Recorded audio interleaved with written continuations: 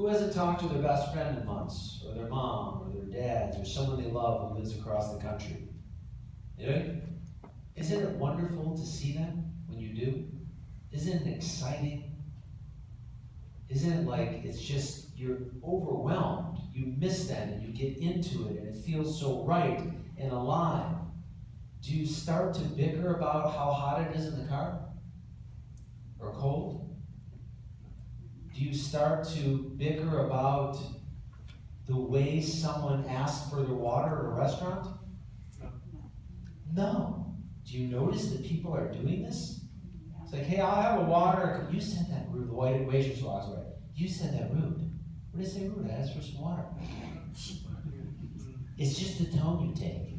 You take it with me too. It's that human beings cannot ride on each other. See, what's interesting scientifically is that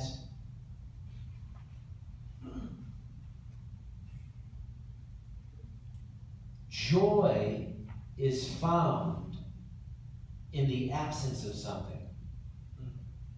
The joy that you're looking for comes from without having something. So, the more you have that which you want, your joy decreases. And what we do because of our emotions is we find someone we really love and we can't live without them, and we shut up and we're there every day calling and texting and sending messages and FaceTiming everybody. We're all on top of each other. And all the joy goes doo, doo, doo. It's unregulated contact because there's no intellect. The intellect will regulate the contact. Even a lovemaking. How many times do you make love with the same person? For how many years? And have it be the most exciting thing in the world? There's only one way to do it. Don't make love all the time. Take time off. Wait.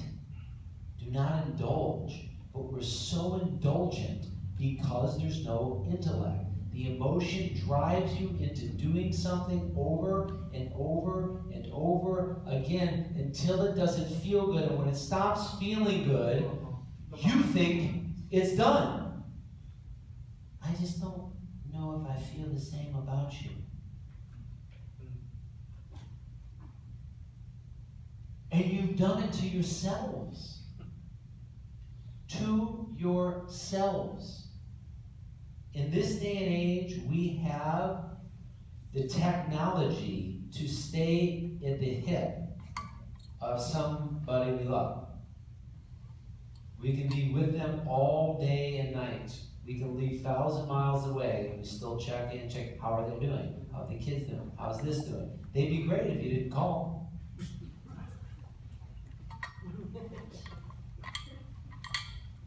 And why are you doing all this? For you. You're not doing it for them.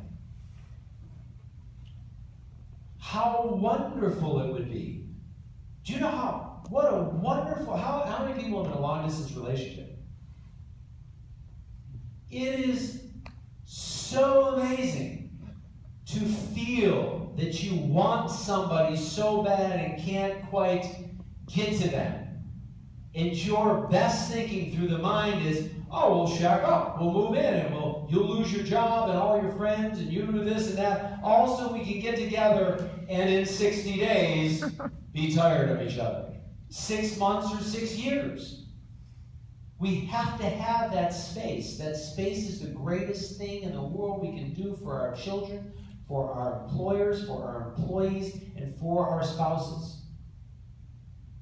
But you have to understand one thing. If you do what you got to do, be ready to make other people unhappy.